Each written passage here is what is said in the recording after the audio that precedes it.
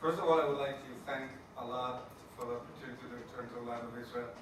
I had a great opportunity to also come back and see some of the old friends that I had not seen in, say, 18 years or more, like Yaakov and like Jacques, and even one of the former trainees of our courses. We all get the times when my hair was black and I didn't have any belly, and it was in '99 with Ruben. So yeah, the world goes around. There's something I liked a lot from the former speakers, as when it was this pledge saying about money is important, but it's not the most important thing. I could not agree more. I think the most important thing is knowledge. Knowledge, kindness, and understanding of things. Because if you look at my special case, I probably represent more or less an individual similar to some of your parents who left everything that had and just had to leave their own country to start from scratch. It happened to me not long ago. It happened to me 25 years ago. And the only thing I took in my bag was my brain. There's absolutely nothing. And it's only through knowledge I could understand the value of the rest of things. Because with knowledge, with understanding, with learning, you can grow by things. It is dangerous to start with money. You end up thinking that you can buy the information and you can buy the knowledge, and it's impossible. Will try to present to you the science component of the thing, although been working in all kinds of things in cultural heritage, say from contemporary art to ancient sites in Mesoamerica. But focusing on the particular of what is the origin of frustration that most conservators have at this moment practicing people with what is called conservation science. How did it happen? What is being done to do something about it, and giving some examples of where the field is going to, and some examples of some two particular projects in which I am involved at this moment that I was made to retire in Holland after turning 66, so I have now the freedom to work in whatever I find, and it's fun. And not that I have to, it's I have to work for 9-to-5 job. I called it the needed inversion because normally the classical way of thinking of science applied to cultural heritage in general is that you go to the site, or you go to the object, you take a sample, you bring it to the lab, and then you do some analysis, and then you bring back the information. That is not true, fortunately, anymore. Now the trend and what's happening is that the equipment goes to the site, goes to the museum, goes to the storage, does the analysis there. You don't have to move the objects to the lab. The laboratory goes to the object. That's an inversion in the way of working. In that fashion, you can do more, because there are many things you can never sample, things that you can never take away from. But if you can take the instrumentation to the object, to the site, you can get more samples and more information gathered. And that's also what you were saying before. I would say 90% or 80% of the questions that you need to know in science, it can be done in the field with field tests, simple tests. You don't need high, expensive equipment to get most of the information you need. You may need that high, expensive equipment for fancy publication, for other subjects, but if it's about everyday practice and conservation, you need to know what you have in front of you, but you don't need to have fancy, expensive equipment to gather that information. What you need is knowledge. You need to know how to find that information, and not a machine, or not hiring somebody who is going to charge you 3 times more and give you information that might be scientifically not wrong, but totally useless. Okay. And that's what I'm calling about are these portable and non-invasive technologies changing the cultural heritage conservation. It's moving out, great. I'd say the role of science in conservation, looking at that science, and I'm talking about the scientific method, it's not something that you do in the lab, it's a way of thinking. Science goes beyond chemistry and physics. So, and they have to, the scientists also working in this field have to relearn, because if you leave the university as a physicist or chemist, you think at the level of the vessel where you have the solution. And when you move into the cultural head, you have to learn completely to think differently, because you're dealing with a dynamic process. And the conservation scientist has to be involved in the value definition and the assessment and the selection, because otherwise the way to approach, the way to interpret the results, or the way to do the analysis is going to be useless to the field. If it doesn't understand, you see a piece of dirt, like I said, you bring me a piece of dirt from an archaeological dig, and I don't know where you took it from, what is its importance, I can give you a bunch of elements, and the information is useless, and it's a waste of time and resources to do it. And I have to understand that cultural heritage and identity are integrated. The more you work in cultural heritage, the stronger you have your identity, and the stronger you can help society. And scientific research in conservation at the bottom is not to look at the material aspect, it's to participate together in understanding the values, because only by understanding what you have, you can be effective. But how did it happen?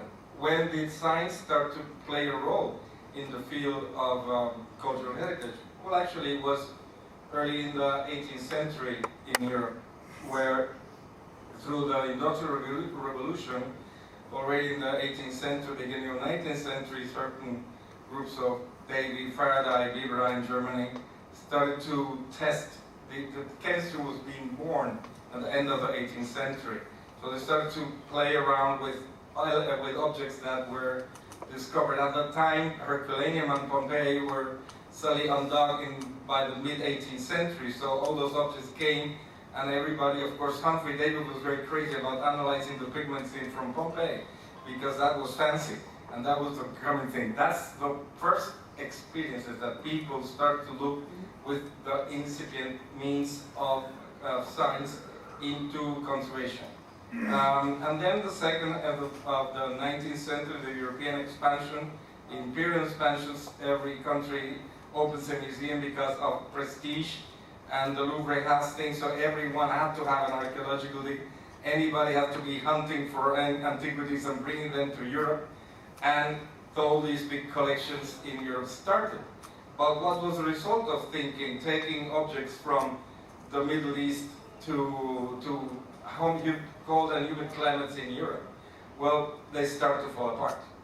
So in the first pioneer laboratory to figure out what's happening to these collections that are falling apart in front of our eyes was in Berlin in 1888 through Friedrich Larkin, who was called by the museums in Berlin to figure out why the Ishtar Gate tiles from Babylon were falling apart.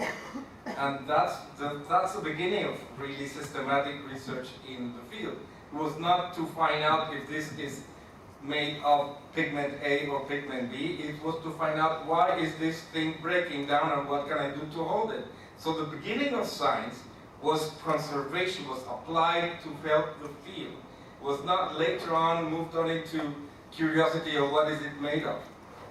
Later on, of course, after Berlin started with the museum and with the lab, and it became fancy and interesting, everybody else tried to imitate. So Great Britain immediately had their conservation lab, the United States, and France. It's very funny that the conservation science laboratories at the Louvre were started by two Argentinians. So it's just the way it works. Belgium and Italy followed on. So before the Second World War, a laboratory started in different European countries. So Cesare Brandi starts to write his Teoria del Restauro, which later gets published in the 60s, developed different definitions of authenticity, restoration, versatility, all that story that we keep hearing again and again and again. That needs to be reinterpreted, I would say, because Cesare Brandi develops also his theory, which is, I'm not going to say it's wrong, what Cesare Grandi's approach is, Cesare Grandi's approach to treating cultural heritage as if everything would be a painting by Leonardo. And this is not the case. It's just, we have seen the world moving away from those very Eurocentric fine arts approaches that started early then. And then before the 1940s was a very strong emphasis because the very development of analytical chemistry, the tools were invented to characterize and look at ancient technologies. Suddenly, the role of science became more descriptive and less active. Most of the work was, this is made out of this and that, this came from here or there, it was made this way or the way, and everybody cared about, is it in good shape, is it in bad shape, are we having a deterioration system, is this deterioration that I see, is it active, is it passive, is it before something that happened 1,000 years ago that's not active anymore, or is it breaking in front of my eyes? I remember an anecdote that I had when I was at the Getty, the director of the Getty in those years of the 90s, and I was invited to the inauguration of the Aglaé system at the Louvre, which is this accelerator, particle accelerator, blah blah, thing that they have in the basement. It was just fantastic to find out lots of traces of elements and all of that. So I was invited, and they showed me one of the case studies that's very famous, which is the Sumerian goddess with ruby eyes. And so I did the study of the ruby eyes of the Sumerian goddess, and I found out that the rubies came originally from Burma. And so some archaeologists and art historians, very illusion, say that we are proving that there was a trade between Burma and Sumeria. Say, why? Those rubies could have been gone from Burma to India, from India to Persia, from Persia to Sumeria. Doesn't prove that you find them in Sumeria that were directly importing from Burma with a stamp made in Burma. So okay. But at the end, fine, you find out that these eyes are from Burma. Very interesting. Good publication. How is the state of the object? Is the object stable? Is it breaking down? Is this thing that you have here, this Aglaé system, going to tell you anything about the future, the state? No, we don't do that. We only did the provenance. We say, well, if that statue is in bad shape and you keep it in the wrong storage and wrong conditions, in maybe 10 years you will have a nice dossier of information of the statue, but you will have no statue anymore. Because you didn't do anything about looking at what's happening to it. You did everything about describing it. So is that the role of science? Unfortunately, what's happening in the current times is yes. In the second half of the 20th century, of course, the moves from the fine arts gets into the heritage and the Conservators Charter, the discussions of authenticity, of course, and now the Western approach and the Eastern approach. That's another set of lectures. And scientific methods kind of move out of the labs and getting into the large scale on the monuments. Many times making and translating mistakes or trying to treat a building like it was an object in a vitrine, so that you cannot do the same thing because the scale of the problem is completely different. But you have to start somewhere. And then other centers start opening in the rest of the world, and in the Netherlands, France, Germany, many others, the US, Canada, Japan, India, and in Latin America. The term heritage science has been coined in the last maybe 5-7 years, and it's a good definition that the British made. Of course, English is their language, they can do it. And with heritage science, what you describe is all of the science that is involved in cultural heritage in general. And that's a very interesting thing because it separates the science with the characteristic of using it in heritage from basic science, from basic physics and chemistry. But you need to define it further because that's one of the sources of the confusions at this moment. There are two types of heritage science. That is the archaeological research which does material composition, studies the ancient technology, does discussion of authenticity, dating, provenance, culture and economic relations to the past, helping cultural history, helping archaeology, all that, but does nothing to preserve the heritage. And it's the other thing, which is conservation science, which looks at dynamics of decay, dynamics of change, diagnostic change. I'm talking about change, not damage, because not all change is damage.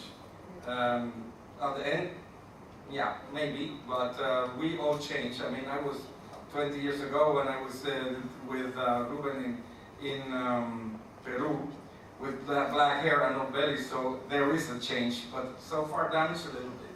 So everything changes, everything, but you need to look at damage in a different way and not thinking that you have to analyze something because it's bad.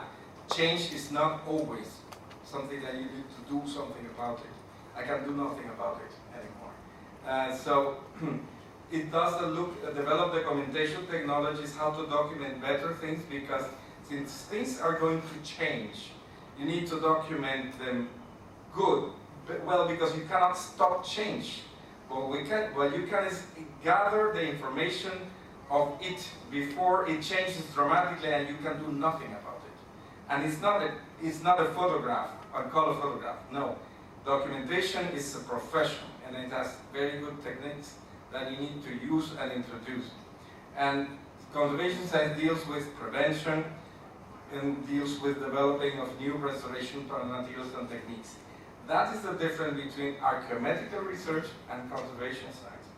What happens, this is two examples. So this is another of those examples from Paris that is described at the Louvre, where they made a huge study about the origin of the quartz and the ice. It's fine, it's very interesting to know where the quartz came from, but it doesn't say anything about the future or the present of the scribe. And the other side is the conservation science that we did on the tomb of Nefertari in Egypt, trying to understand the souls, the soul mobilization, and developing special grounds to reconsolidate and eliminate the souls. That is conservation science. What happens is that conservation science is not very sexy. Sexy is to describe the eyes of the scribe or of the Sumerian goddess. That makes a fine publication. The academic journals tend to publish only things that are relatively new, exciting, or using a new technology. And most papers developing conservation treatments or discussing a conservation issue do not get accepted by those so-called peer-reviewed number one or category 1 or 2 journals, which are on the other side by the academia, required by the professors to present at the end of the year how many of those kind of publications they have. So it's a catch-22.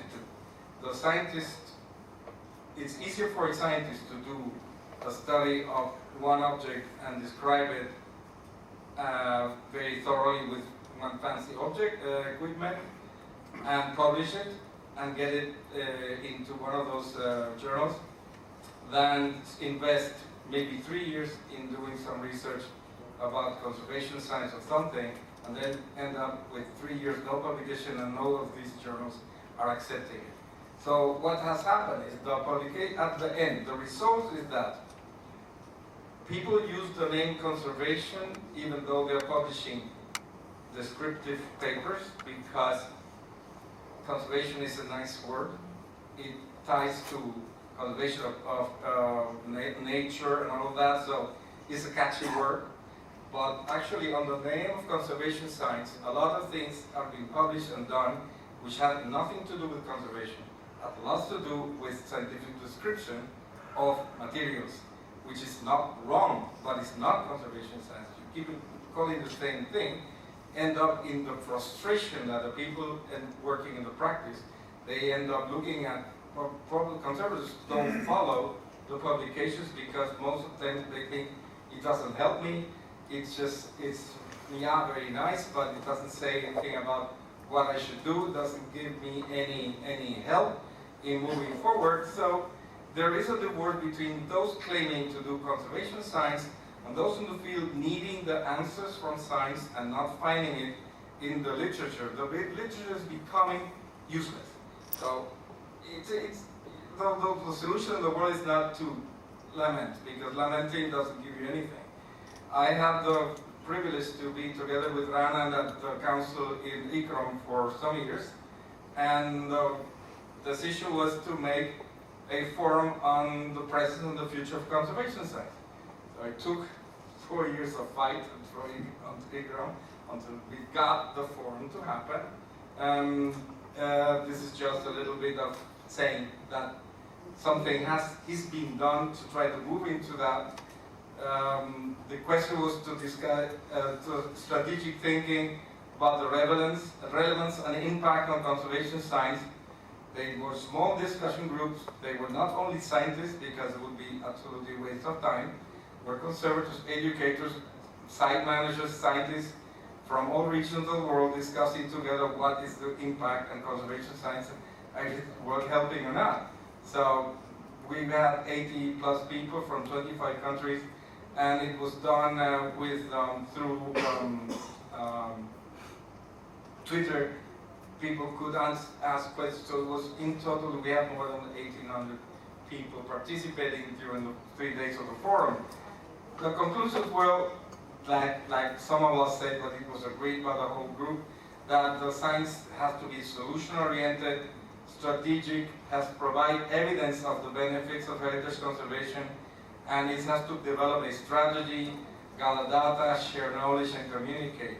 Some countries have already developed that strategy. I was lucky to participate in the Spanish development of the National Plan for Conservation Science Strategy, where they have developed a 5-year plan of how to prioritize which are the main issues and where science in conservation should be focusing on through a national scanning of all the regions. Recommendations is to define the vision and mission, develop and institution national research strategies. One of them is the Spanish have done.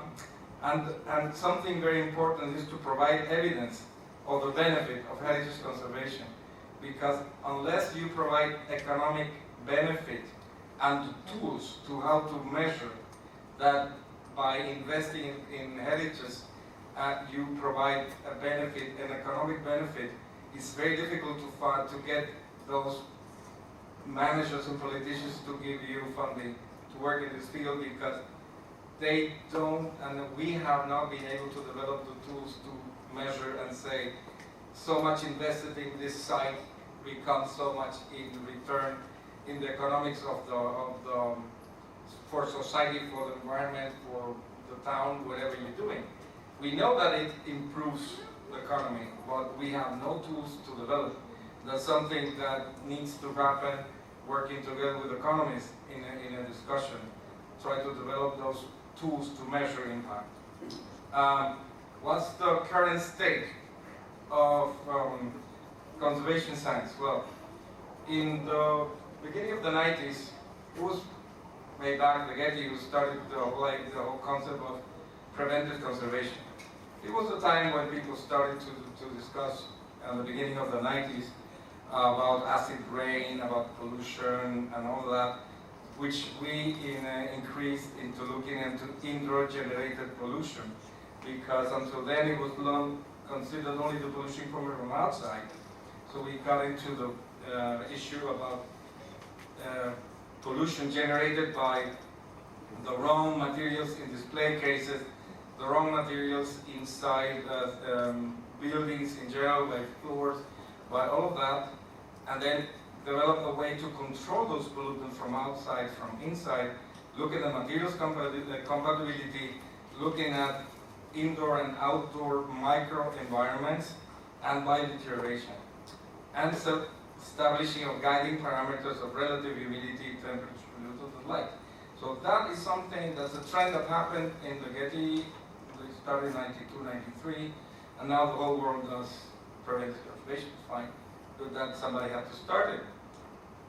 And that was some of the issues. it was very easy to convince people to look into preventive conservation and biological iteration. When you work in this site, so you look at the coincidence of bad restoration materials in India, in this case, where you're having a lot of cement next to the sandstone in a totally humid, rainy environment. The results are there to see. And then another thing that happens in the right in second half of the 90s, beginning of the 21st century, is the issue with the mobility. Cultural heritage is changing dramatically now. There's a new role. It is the museums and sites are not anymore the guardians of something that I keep here for a few people to come and look at it. They are education and research centers. And they preserve not to keep, they preserve to share, to show, to study, and to know. And then suddenly there is democratization of the use of cultural heritage. There are more people coming and more people involved. The audience is expanding more and more. So, which means there are more risks, because now more people go into monuments, more people visiting museums, more use of it. There's explosion of these temporary exhibitions, objects and things traveling from one place to another, and then transport, crates, how you do that, what's the role of vibration, what's the role of exhibition. There are many, I can speak here forever about the different types of research plans and projects going on looking at exhibition, at vibrations and shock, transportation, development crates, and all of that, or microenvironments. So this is just a day after the rain. There was hardly anybody was at the Parthenon, because you have, what's the being of the Parthenon, you have to push people to get through it. And it's going to be more and more. It's incredible. The last 10 years, or not 5 years, that are more tourists coming from China and coming from India. The number of tourists is multiplied by 2 or 3. It is so far that the Louvre has called payback to get a different entrance to the pyramid, because it's not enough. The pyramids cannot swallow the 6 million that they're getting, because it was calculated for a maximum of 4. So now pays back into the drawing board to figure out how to improve the circulation, and it's keep going. So what are we going to do when we are facing this question about growing amount of people visiting museums and visiting sites? Well, that's another thing that needs to be taken, has been taken into this field in the last, let's say, 5 years. These are techniques of risk assessment that come from the field of economics, moving into here and say, develop risk assessment methodology. How, if I have a problem of that kind, I have a monument, I have a site, and I know that there are more people coming in, how am I going to, how do I measure what to do? Do I have to do active conservation? Do I have to do preventive conservation? Do I manage the number of people? How do I manage the number of people? How many people do I leave, come in, and whatnot? So you have to develop the technique, because you have to identify and rank those risks. Some are high, some are less. You have to prioritize then the actions, and you have to look at the impact of those visitors based on those actions. And then after you do that risk assessment, it's not only as a fancy modern thing to do, is you do actions of management, actions on preventive, and actions on active conservation. But if you do a risk assessment before, you save time and you save energy and money by focusing on those things that are risk number 1, risk number 2 in that order, and not starting with the first thing that came into your hand.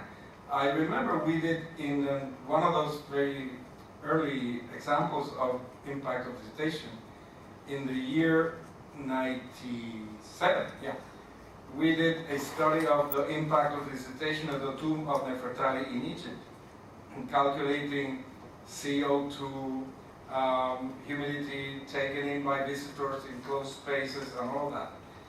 It was a lot of year of measuring, monitoring what people were coming, sensors everywhere.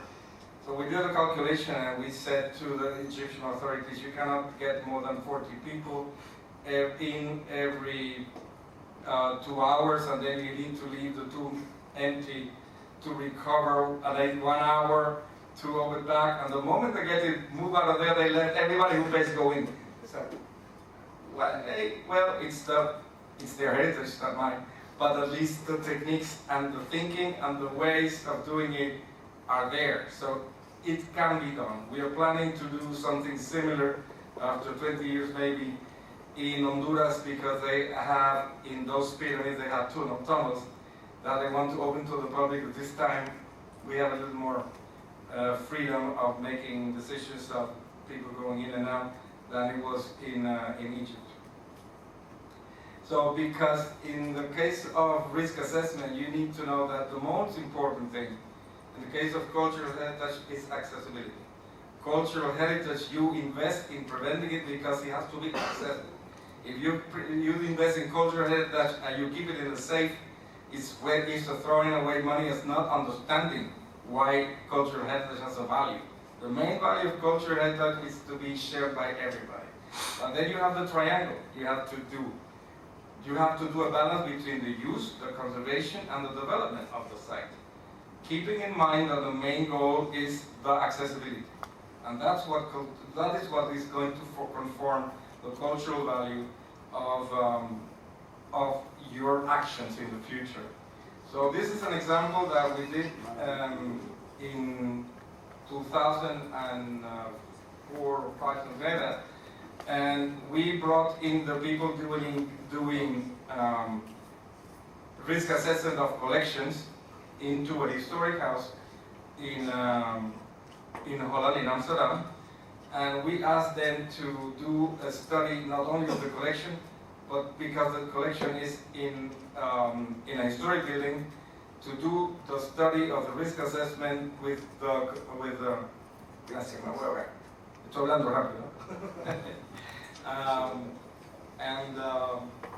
the whole idea was to do the risk assessment for the collection inside the historic building. We wanted to know how much the visitors were impacting on the objects as well as on the building. And at the end it was very, very attractive, very interesting. It was published in the, I think it was in the Icon CC from New Delhi, that the end of the circulation pattern of the visitors was changed, because through the study they realized that they were damaging some kind of stairs and they were rubbing on some kind of doors. So they changed the row, and they even changed exhibits. They put one exhibit here and there because there was, for example, one very interesting object where people stood in front of it all the time because it was very attractive, which meant at that point of the room was a microclimate always very damaging for the object and for the environment. So that object was moved in the larger scale room so that people would circulate in front and not damage. So that study allowed the museum to change its own museography and to do lots of things without having to invest in air conditioning. Because that was another of the mantras that I used to have at the Getty, which is we need to keep collections and we need to make the buildings function the way they were made and not put air conditioning everywhere. And so we had projects about forced ventilation strategies for buildings and collections, and we did 3 in Brazil, 2 in Spain, 1 in southern US in Georgia, and 1 in the north. All of them historic buildings, all of them with collections, and none of them with air conditioning, and they're happening, fantastic. And next September or October there's going to be a symposium in Brazil analyzing the 10 years of them using forced ventilation strategies to preserve collection and buildings in Rio and in Manaus. So the current trends, as I said, it's portable and non-invasive technologies. It doesn't mean that it's the magic wand. There's no magic wand in this field, but the more you have portable and non-invasive devices, the less you have to sample, and maybe you wouldn't even have to sample. When you don't have that, you sample everywhere, or you never sample. So either you damage your object, or you get no information. So this will give you an opportunity to do that. And this technical mobility, technological mobility, is trying to bring like I was saying before, the lab to the cultural heritage and not all the way around. So in the year 2004-2009, the European Commission paid for one pilot project called MOLAB, Mobile Laboratory.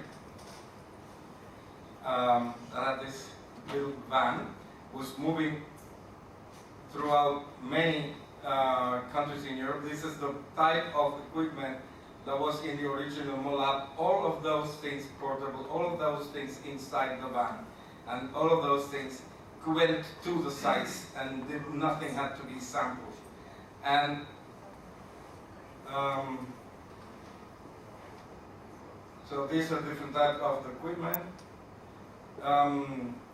Throughout the year 2009 was the first balance, because that project continued with the name Charisma, and it's now under the name of Hyperion. So 3 cycles, and the MOLAB keeps continuing. From 2004 to 2009, 72 proposals were received, 37 approved, and 17 countries were visited with that equipment. And this is a rank of the countries that were carried on by this equipment. If Israel would have a little MOLAB like that, you would not need to run those many kilometers to look at your sites from one to another. And that was possible. The 71,230 kilometers that were carried on by this little van with those pieces of equipment and dealing with a lot of things. And now, not one site or object had to be sampled. So the types of subjects were looked into these mobility things. I say 15% was monuments, mural painting 70%, and metals, depending on in or outside collection, it was 6% of things. And this is an example of a portal and a church in northern Spain. These are, as you see with the nuns, these were Byzantine paintings in northern Greece.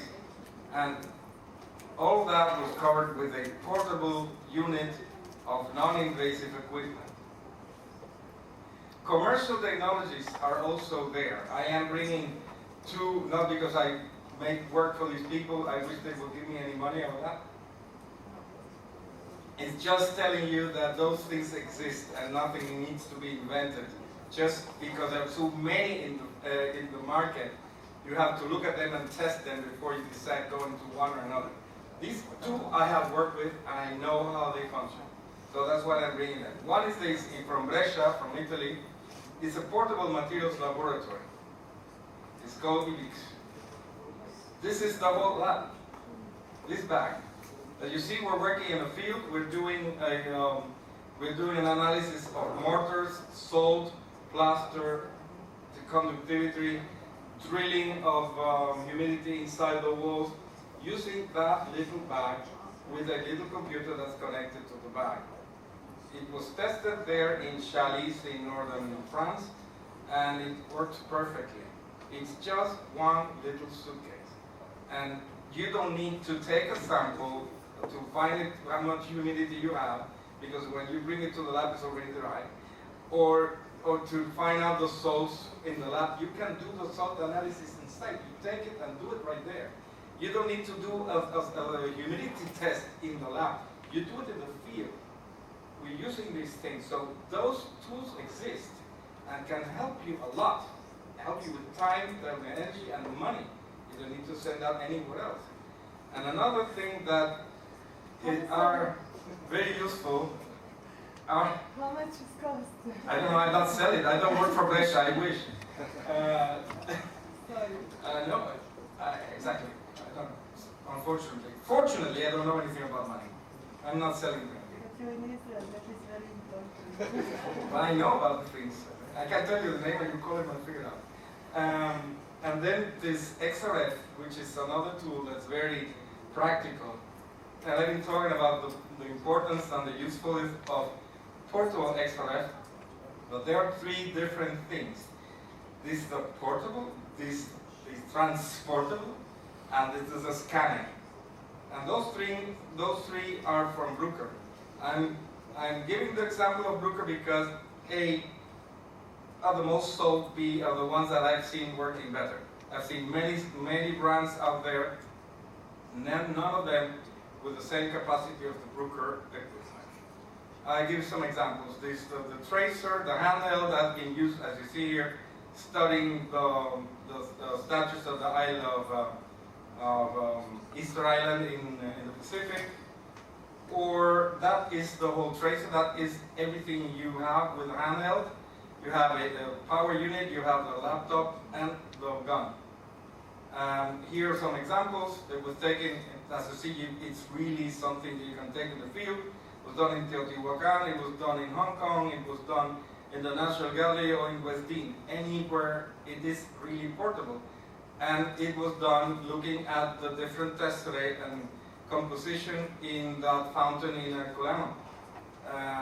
By going directly to Herculano with that thing. Nobody had to take a tessera anywhere.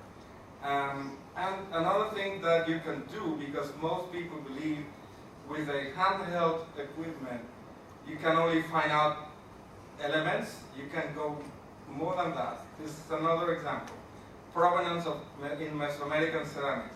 How many times you have either in a storage, a bag or a box full of shards of ceramic that were collected maybe decades ago and they're not well labeled, or they got mixed, or the collection fell on the floor and everybody picked it up together and you don't know what's coming from here and what's coming from there. So we tried to do that, and we had samples from different parts of Mesoamerica. Some from Yucatan, some from the area of Mexico, and some from Guatemala. We had known, and we had a bunch of unknown.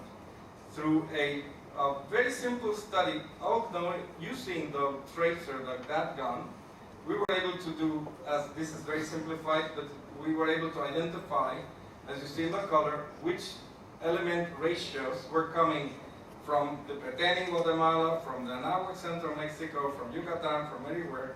And through the cluster analysis of these sites, we could identify immediately these ceramics come from here, come from there, which may be useful in some cases, because ceramics many times are dating your building.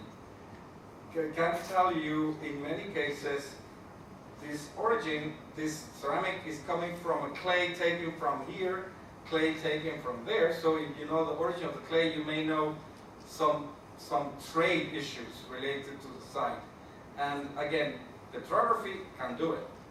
Take the sample to the lab, do a thin section, look into the polarized microscope, pay a lot of money, wait and get the results. Here you can do it in the field. You can do one after another, and you don't need to drill a hole anywhere, and you get the answer in nothing. The other kind of equipment is the high precision one, which is the Artax, which would be interesting if you want to know in very precise composition something.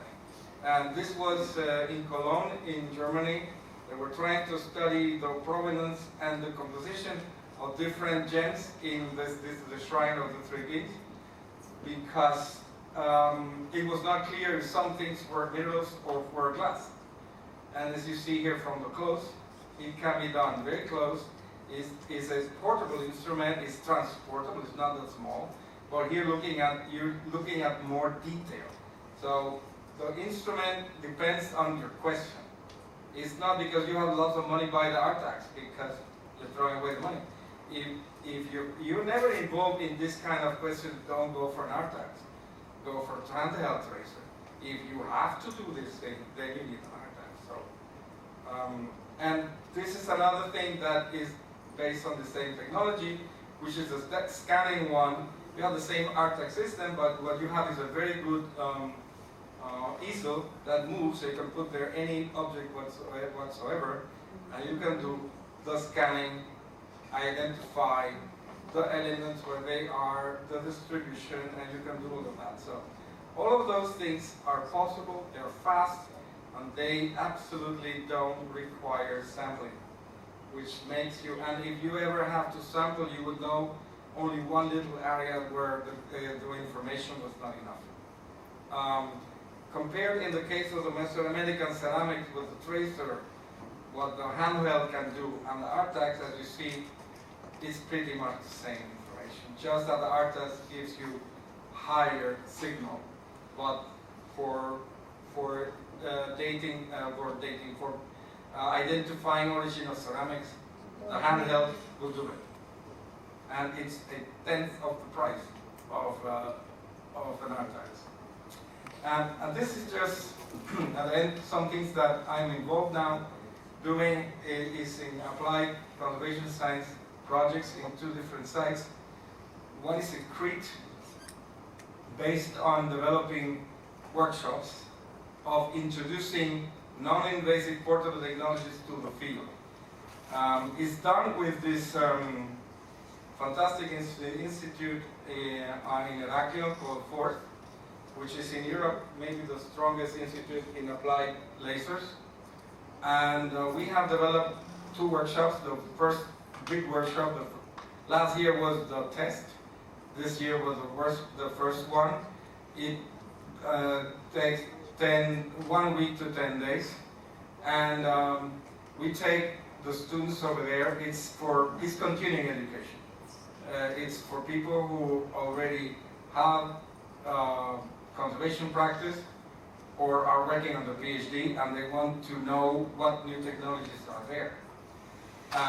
So they come to Crete and we do half days in the lab and then the half day in the field, or we do, depending on the subject, we do 3 days in the lab and 3 days in the field.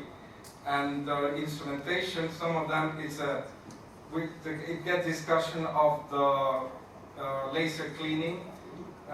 People have been involved in looking at what's happening in the caryatids at the moment, or cleaning the helicthion in that, because these people, laser cleaning has been around for a while, but at least these are physicists who know how to calculate wavelength, time, temperature, and pulse.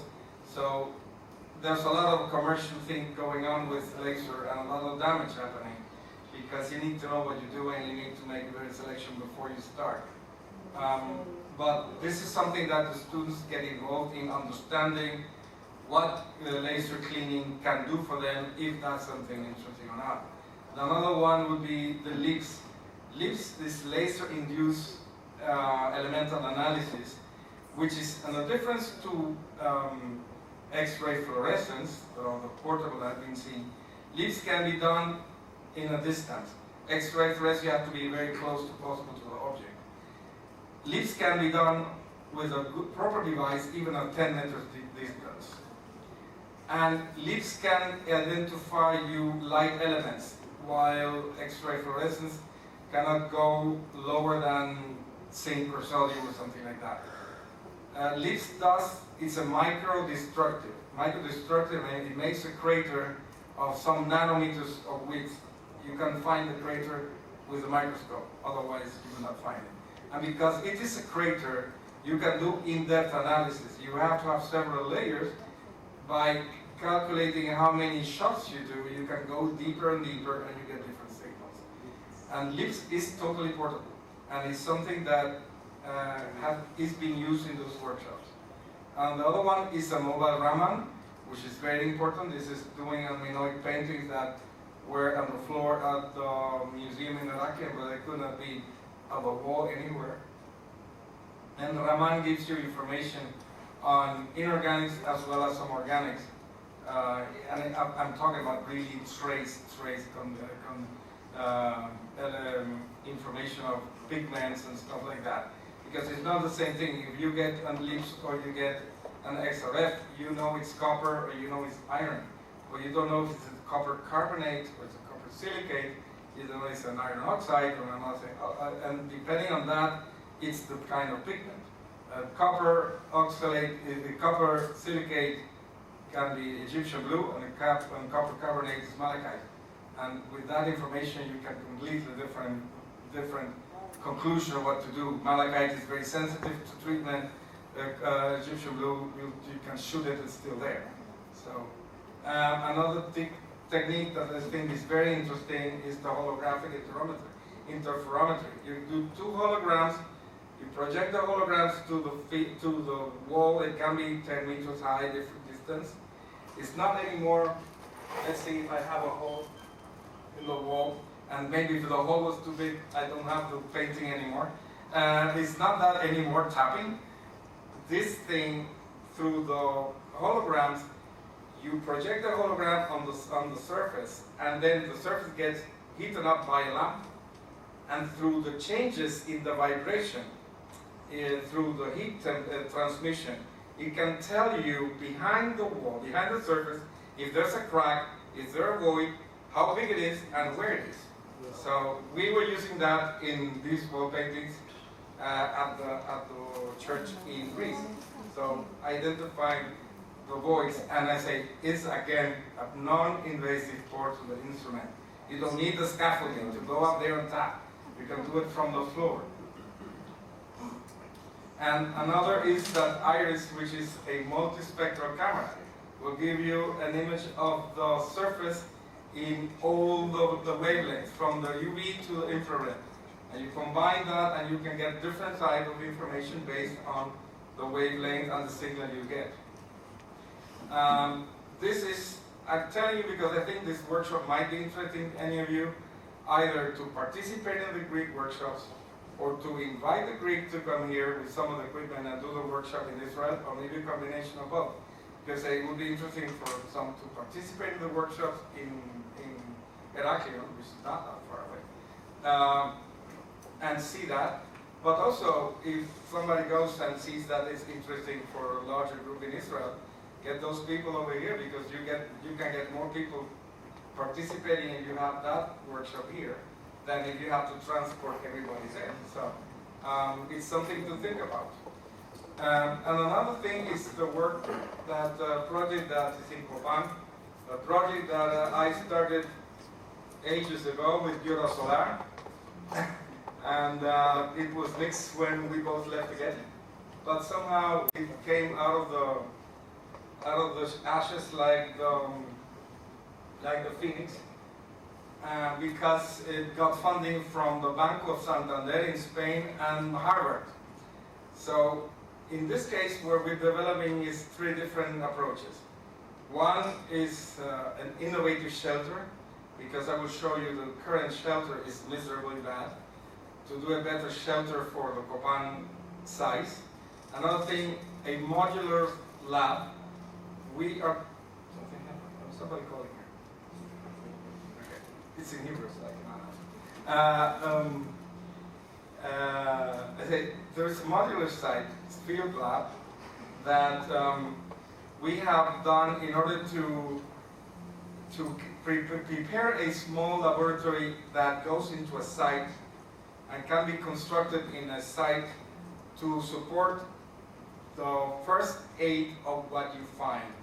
Many times you find something and you don't really know exactly what, you don't know how to deal with it, or you may take it out or leave it there. It may be put in the wrong kind of environment, or the wrong kind of cardboard or bag or something. This lab is a mini thing that can be repeated anywhere, but it's there not to do research, it's there to provide first aid help to the people working on site. This lab is finally finished. I have the pictures only from the module, but believe me, the work was finished in May, and we will now in the fall start with buying the equipment and getting the content. If it works out, somebody's very nervous here.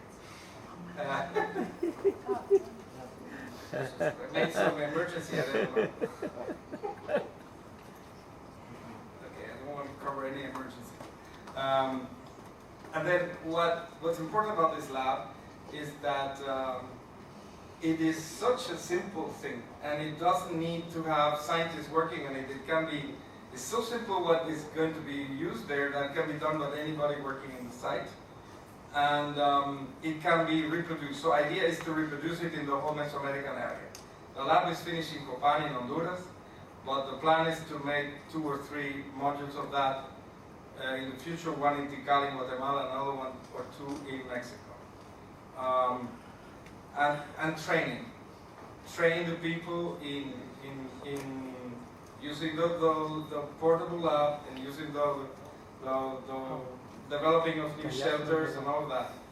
And so there's some of the situations that you see. The shelters in Honduras at this moment is just palm things, with the biggest problem with palm leaves shelters in the jungle is that it's full of poisonous snakes, because they go there and they feel very happy.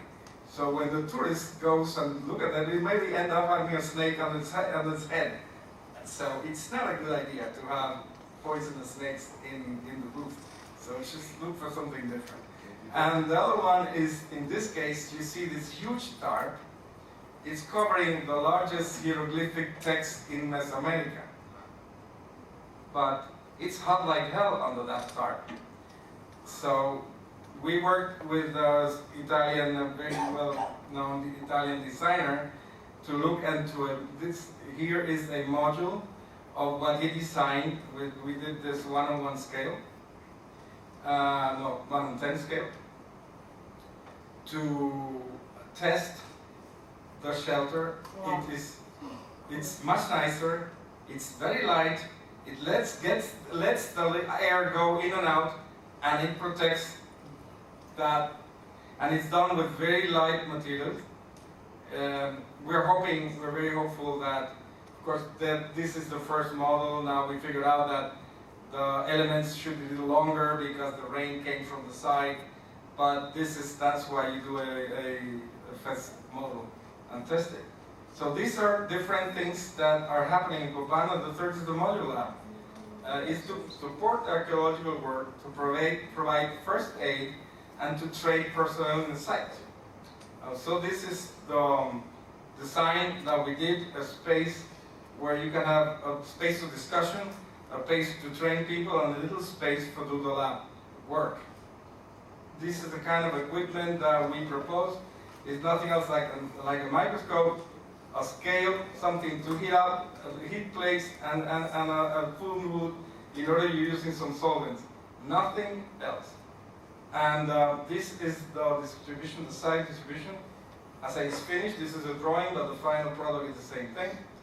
So one area, as you see here. Yeah, this is an area where you can store some objects that came out of the field completely wet, dirty. So you figured out what to do. This is an area for discussion, training, and this is the area of work. It's a minimal area of work, but that's enough, because it's not a research laboratory, it's a field support laboratory. It can be in a site like Copan that has an excavation will go on, is going on since the 19th century, but it can serve other smaller excavation sites in the neighborhood that people can use. And this is it's very clear, it's very, lots of glass, so it's transparent, which is one of the words now. So in the summary of what I've been trying to tell you is that the most important thing in this field is integrate specialists and integrate information. I think this is a fantastic step that you are by moving towards the accreditation, because believe me, I have worked for government organizations in a communist country and in a liberal democratic country called Holland, as well as for private institutions. And the frustrations are the same. The problem is that nobody pays attention to the professionals. Neither if it's a politician or is an owner of a foundation. The fight is to get respect. And the first step to get respect is get accreditation, get a position, get them to see you as a professional. The fight is not about public or private. It is about your position and the respect you need to earn from the field. And the respect, they don't give it to you. You have to earn it. You have to fight for it. It's the only way in the future. It's very important to establish regional research networks. It's too much to do and the resources are too small. There's a very important thing that you have a core group that works with regional and local institutions and universities instead of trying to have everything for you and become the big white elephant that nobody then will able to maintain. It is easier to kill a white elephant because it's too visible than to have a small group that is effective working with this university, with other universities, with this institution, that institution. You have to have a core people who know what they need and what they're doing and get the right partnership. That means national as well as international. Do it as much as you can with multinational research teams and participate in multinational projects will open your eyes to many things that are happening and you just stop looking at your own belly button because that doesn't bring you anywhere. Introduce non-invasive and portable technologies. Develop very good documentation techniques. Another thing that's happening in Copan that I didn't bring in the slides is that a 3D scanning and documentation technology was tested among many in the field to document all the hieroglyphs in the field and the decision making of which technique was selected in Copan was made by the epigraphists who have to read the hieroglyphs. So different results were brought in by all kinds of systems, commercial ones, and the one that was selected was the one that the epigraphist said, I can read the hieroglyph now better, because they are three-dimensional hieroglyphs. And the result Harvard has as you go into the field, it has the most important complete library of Maya text of hieroglyphs online for anybody to read, who can read the hieroglyphs, of course, but it's there. And then at the end of the success of the beginning, it's not money. You have to educate and form the future and the current generations of conservators, and to really invest in knowledge. And knowledge keeps going. You have to invest in a first stage, but you have to invest in continuing education, in refreshment courses, in updating information to people, because you guys get stuck in the last story you heard. Thank you.